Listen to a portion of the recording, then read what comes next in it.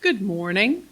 Welcome to the Unitarian Universalist Congregation of Tuscaloosa. I'm the minister, Ruth Van Lillian. We are a covenantal community founded on love and a common devotion to our free faith.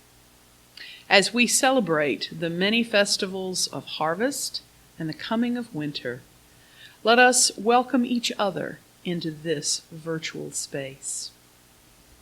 We especially welcome those visiting with us today.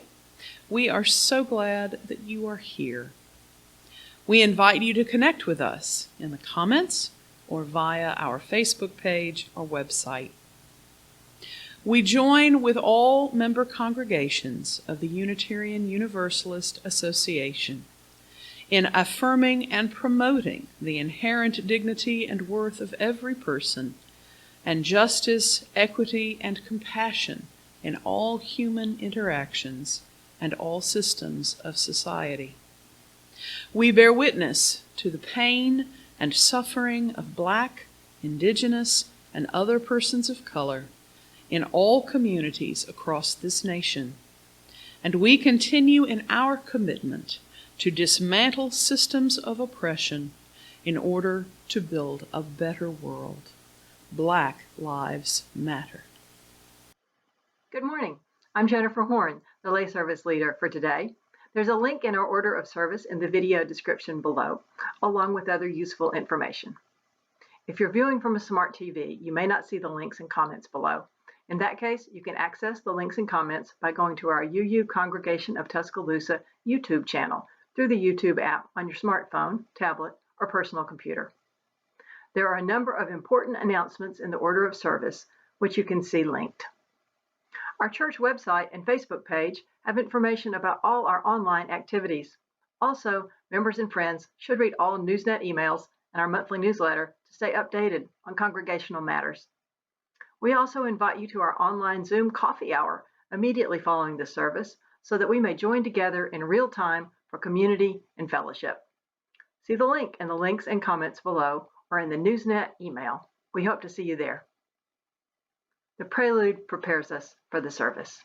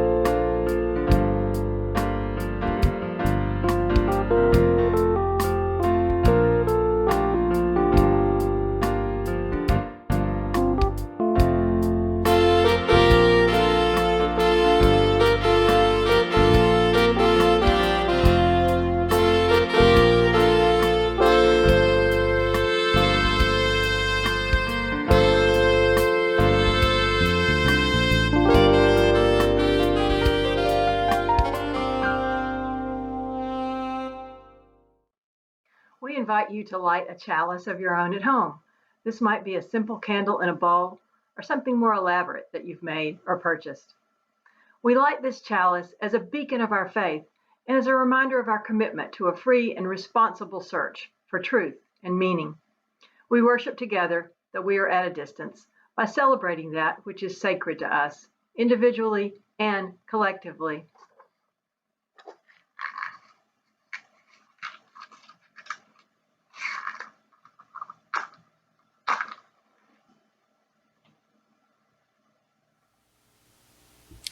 The womb of stars embraces us. Remnants of their fiery furnaces pulse through our veins. We are of the stars, the dust of the explosions cast across space. We are of the earth. We breathe and live in the breath of ancient plants and beasts. Their cells nourish the soil. We build our communities on their harvest of gifts. Our fingers trace the curves carved in clay and stone by forebears unknown to us. We are a part of the great circle of humanity gathered around the fire, the hearth, the altar. We gather anew this day to celebrate our common heritage. May we recall in gratitude all that has been given to us.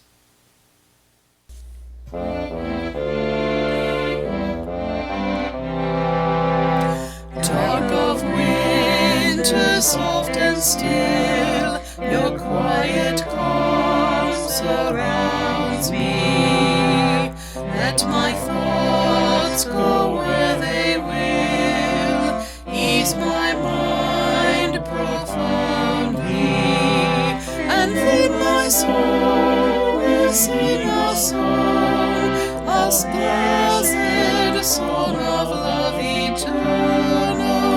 Gentle darkness, soft and still, bring a quiet to me. Darkness, soothe my weary eyes, that I may see more clearly. When my heart with sorrow cries, comfort and caress me, and feed my soul may hear a voice, a still small voice of love eternal. Darkness, when my fears arise, let your peace flow through me. When we gather in loving community, we remember that we do not travel this earth alone. We share our lives as we light candles and hold each other in meditative thought and reverence. I will light a candle in my home as you light a candle in yours, and we will observe a moment of silence while you share your joys and burdens in the comments below and engage with each other in celebration and condolences.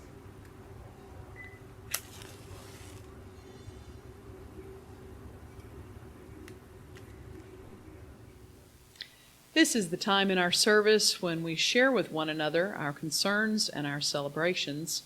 If you're watching the service live on Zoom, you can put your joys and concerns in the chat now to share with the others. This morning we want to light a candle to remember all of our friends and members and family who may be traveling in the next week or two. We want you to be safe and careful and come back well. I'm going to light another candle for everyone in the northeast part of our country struggling with the big snowstorm that has just come through. Let us spend a few moments in meditation, and I'll offer a few words and close.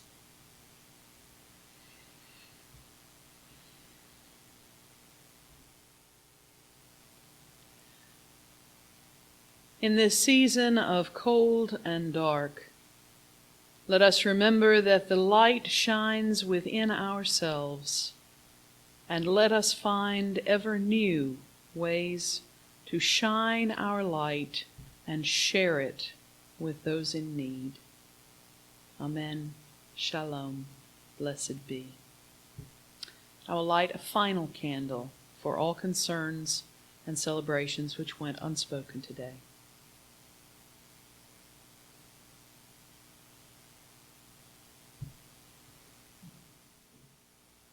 Good morning. Do you know what tomorrow is? It's the winter solstice. And that means in this hemisphere, which is the northern half of the planet, At this time of year, the way the earth is tilted, the way the sun shines down on it, it means that tomorrow will be the shortest day and the longest night of the year.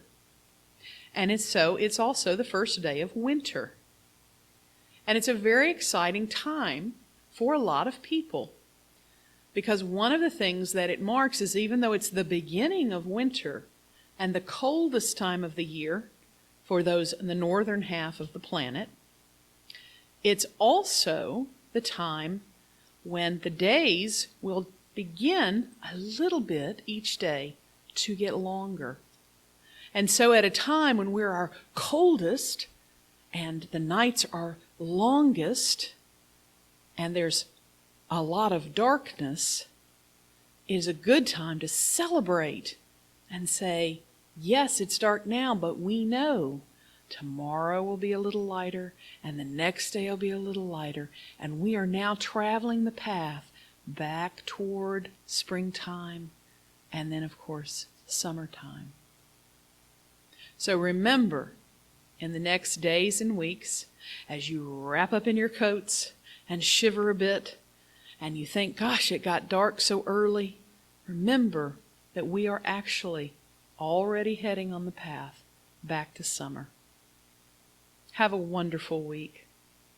Bye-bye.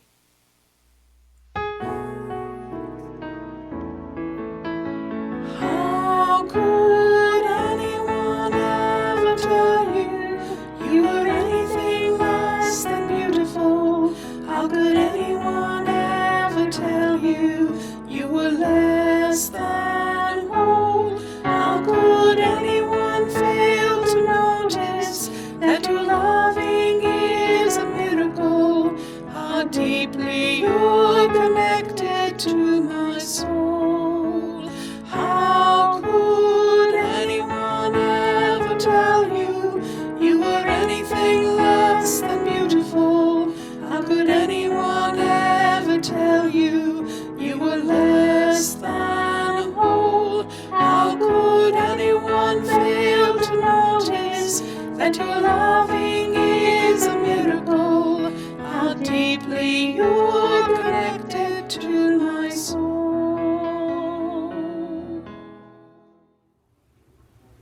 Out of gratitude for all we have been given and all we have now, we share our resources because we love and trust each other, and because this church enriches our lives and empowers us to make a world a better place.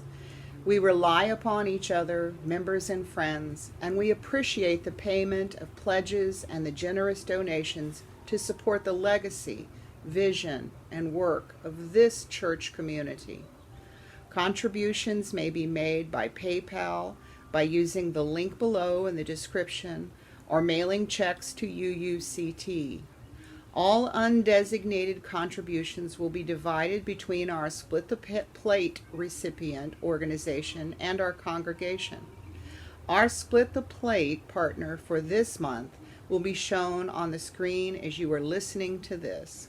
Please mark your pledge payments to UUCT in the comments field on PayPal or the memo line of your check. If you prefer to write a check to the selected organization, please mail it directly to the address we include in the description of this video. The offertory music will continue in this window as you open a new window to make your contributions.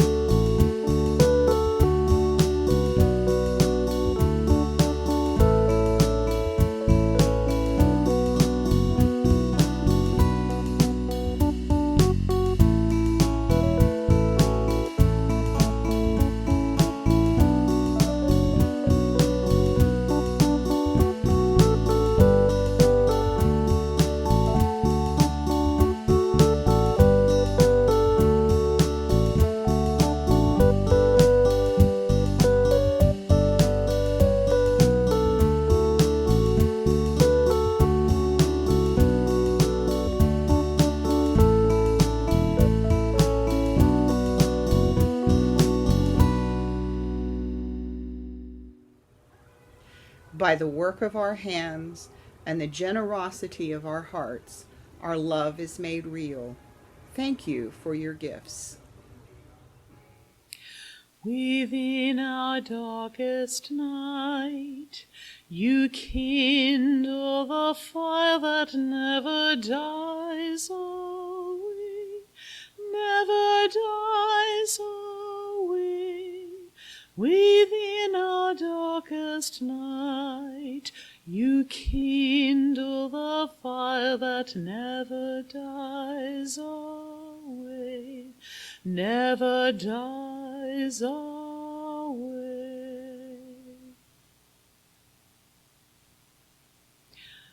Grandma, it's dark. I can't see.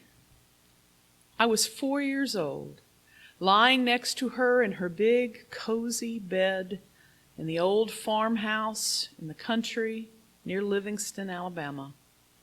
I had awakened late one night during a Christmas visit and found myself in complete darkness. For a little city girl, it was quite a shock. I couldn't see anything, and I called out in alarm. "It's all right, honey. Grandma's right here." She spoke in the sleepy, soothing tones of a woman made mother and grandmother many times over. She felt for me in the blackness and pulled me against her warmth, settling the heavy down comforter over my small shoulders. "We're safe right here at home. It's safe here in the dark with me. Go back to sleep, precious." And soothed by her body heat and soft words, I snuggled in and returned to my dreams. We fancy ourselves creatures of light, and we have a mixed relationship with the dark at best. Conquering the fear of the dark is an early milestone for many young children. Difficulty driving in the dark is often one of the significant markers of aging decline in our later years. In between, we navigate the dark and light every 24-hour cycle. And in these very modern times, we have infrequent opportunities to experience real, total darkness. Think of the occasional power outage when you stumble around feeling for flashlight or candle. Remember that inner voice of helplessness at the discovery that batteries are dead or matches are damp. The space of home, which is in the light so familiar and comforting, becomes an obstacle course that we must navigate blindly based on our best special memories of the location of furniture, walls, and doorways, and items left sitting out.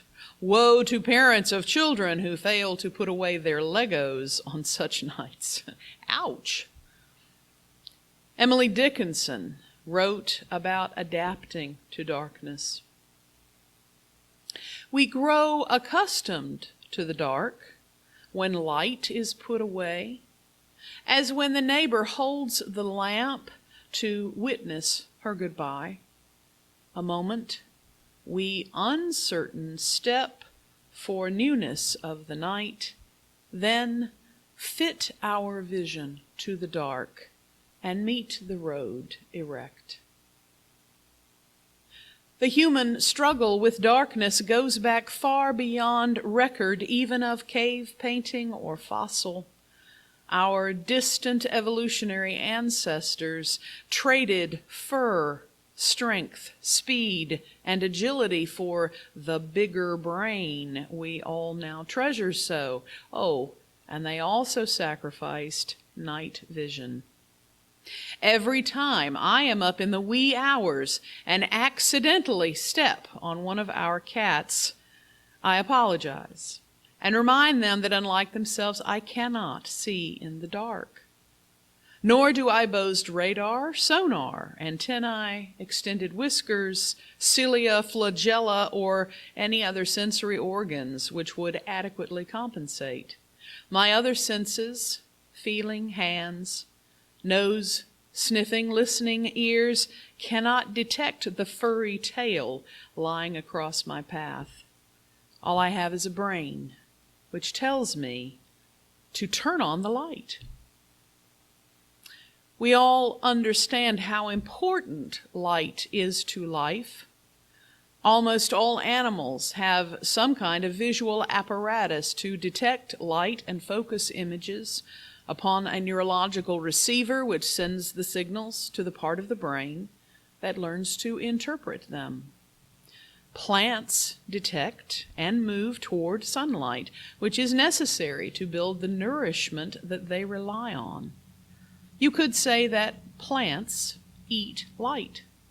And since we eat plants, we are also indirectly nourished by the same light.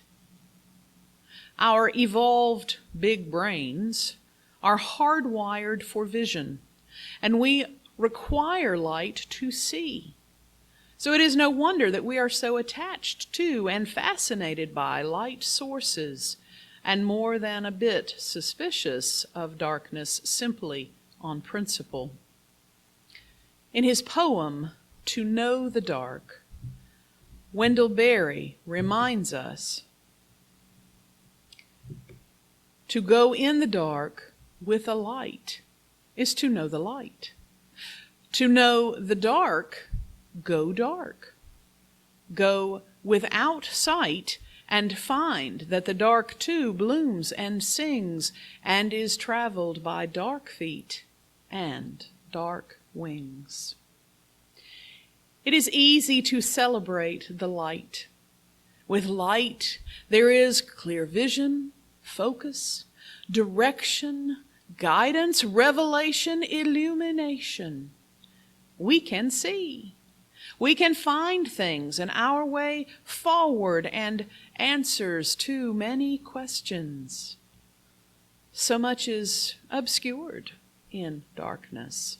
Dark means hidden, forgotten, suppressed, uncertain, unappealing, unwanted.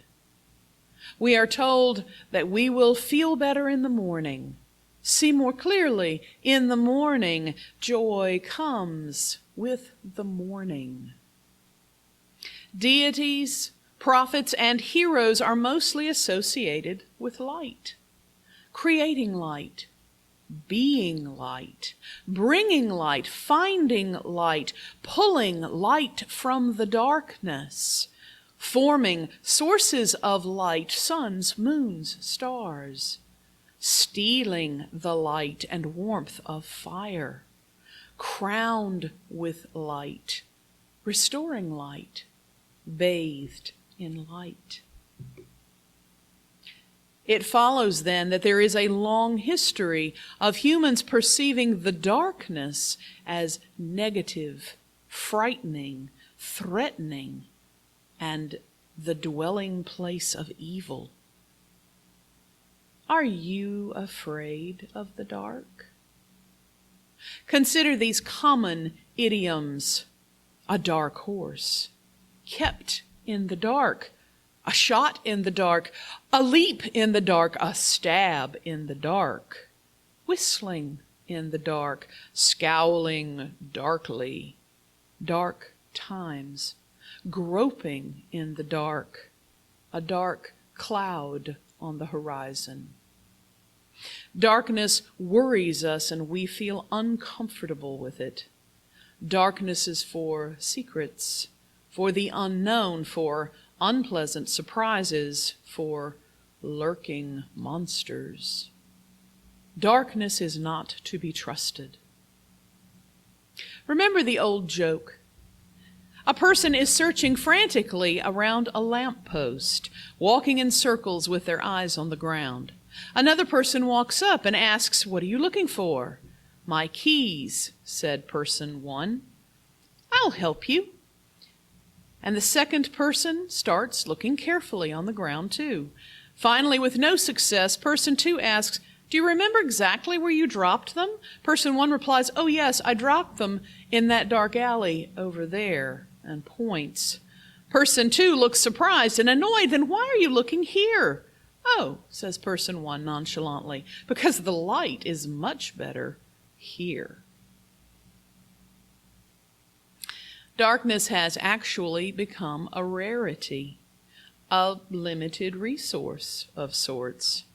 In this country and other developed nations, we have so electrified the modern era that light shines brightly 24 hours a day.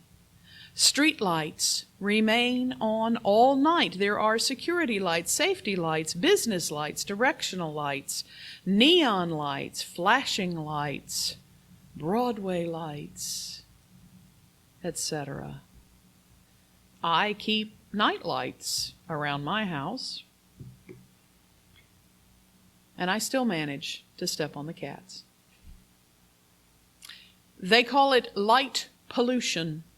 All this glow and glare we humans have installed to keep away the shadows. Too much light is causing all kinds of problems. Sea turtles, returning to their home beaches to lay their eggs, get turned around because of the bright coastal lights and can't find their way back to the ocean. Fireflies are dying out, perhaps due to too much dazzling competition and confusion. Astronomers have discovered that there are fewer places where their telescopes can scan the heavens because the light pollution obscures our vision of the stars. In the pre-industrial era, darkness was the default after sundown. Light was a precious commodity. Flame as a source of light was expensive. It requires fuel and containment. Using it is risky. The same flame which gives light and warmth can also hurt and destroy. Food and drink can be cooked, but it can also burn and scald. People were forced to remain friends with darkness because candles and fires cannot be left burning safely through the night.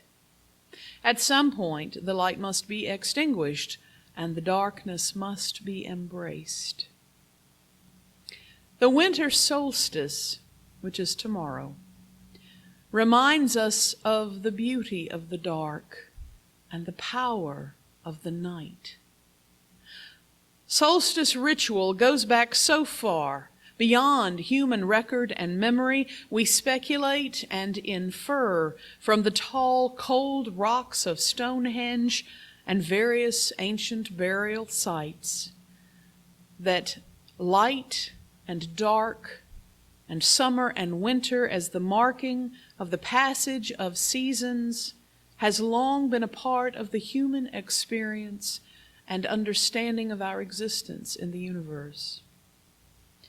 There is much to celebrate about the darkness.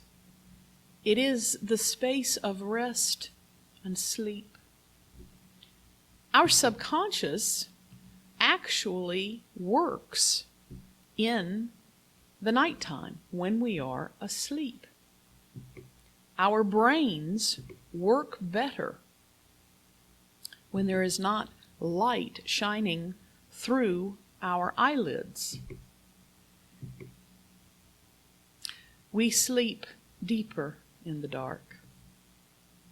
Our own Alabama poet and member of our church, Jennifer Horn, shares her ruminations on the longest night of the year in her poem Solstice from her book Bottle Tree.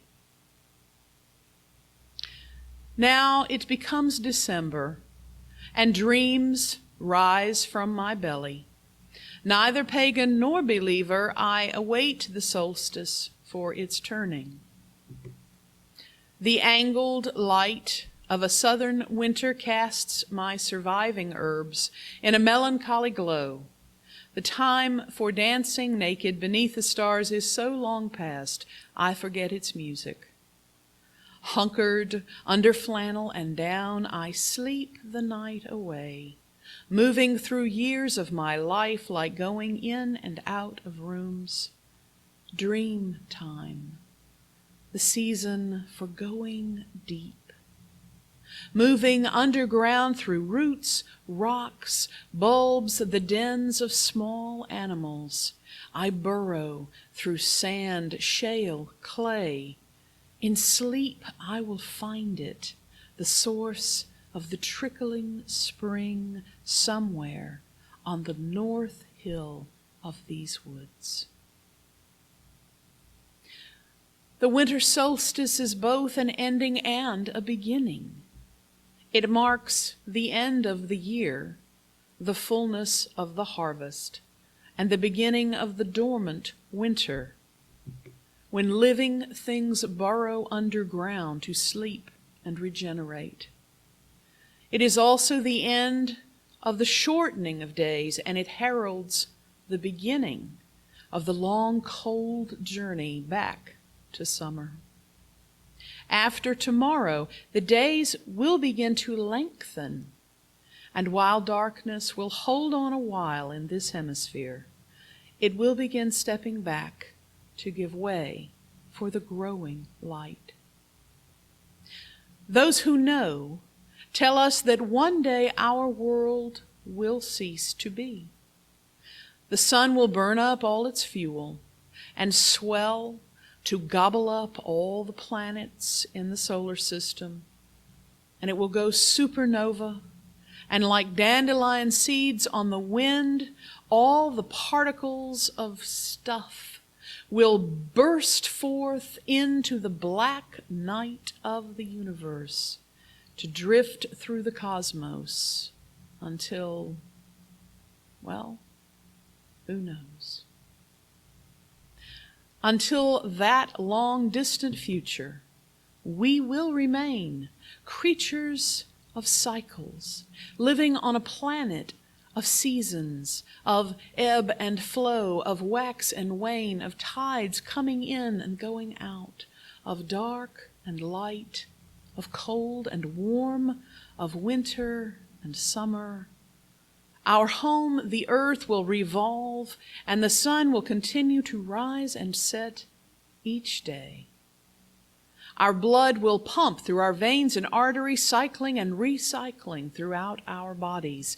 We will be born, grow, live, age, and die, replacing the old with the new each day.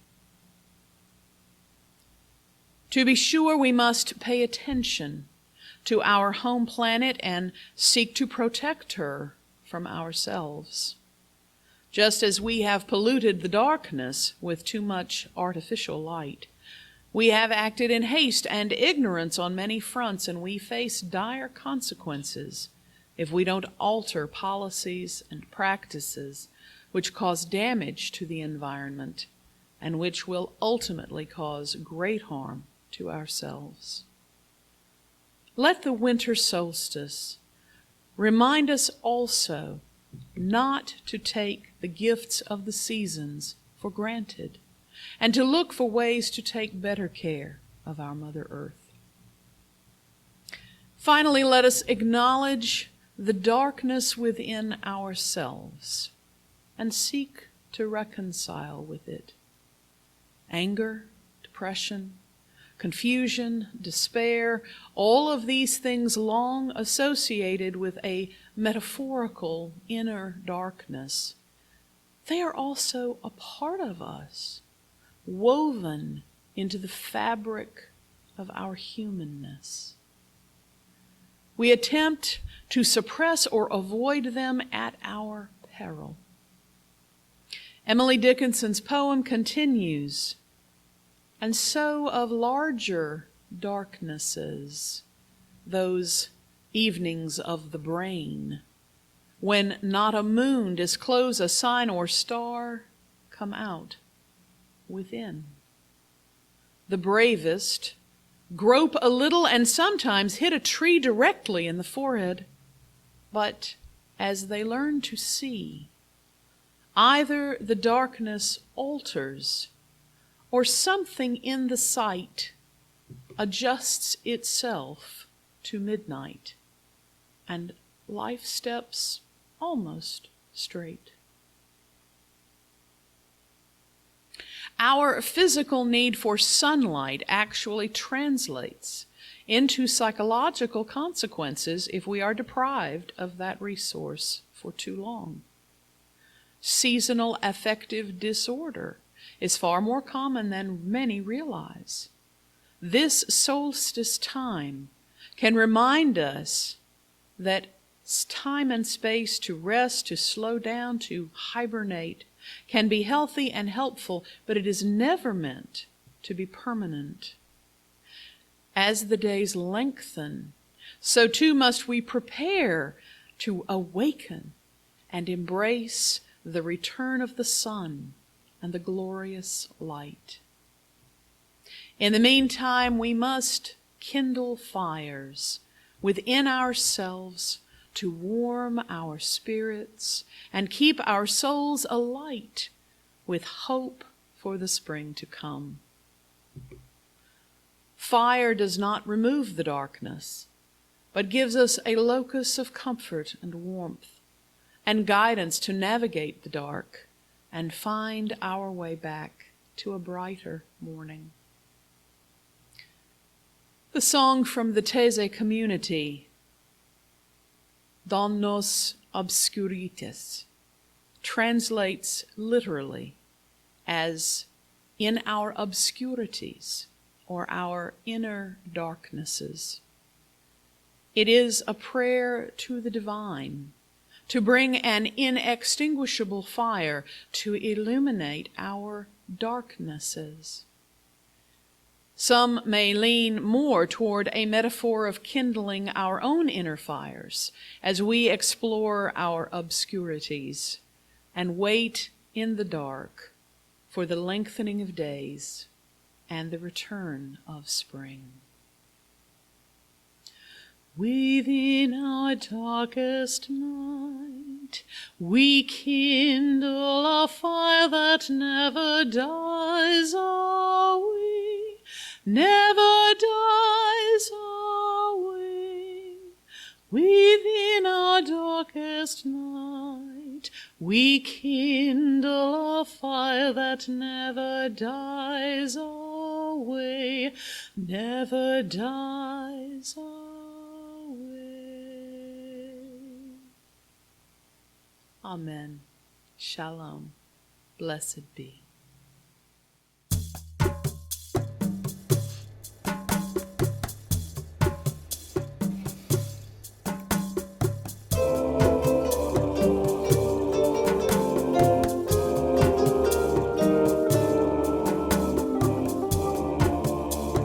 Children of the earth,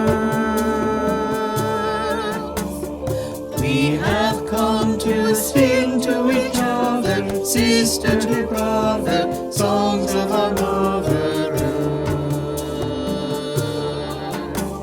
Children of the earth, autumn soon will breathe her last breath, and quick with her death bear witness to winter's birth. Children of the earth, can you feel the air getting cold as darkness takes hold and sleep covers Mother Earth? Children of the earth, we have come to sit in the darkness, breathe in the silence, think of our Mother Earth.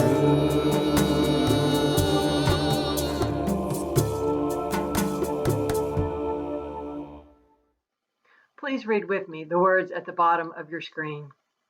As we extinguish this chalice flame, let us remember that we carry the light within ourselves, which brings healing to a broken world and hope for the days ahead.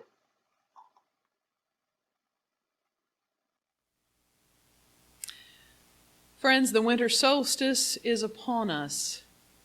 Within the longest night, let us kindle fires of hope and trust and faith as we go forth into a new year. Go in peace. Amen.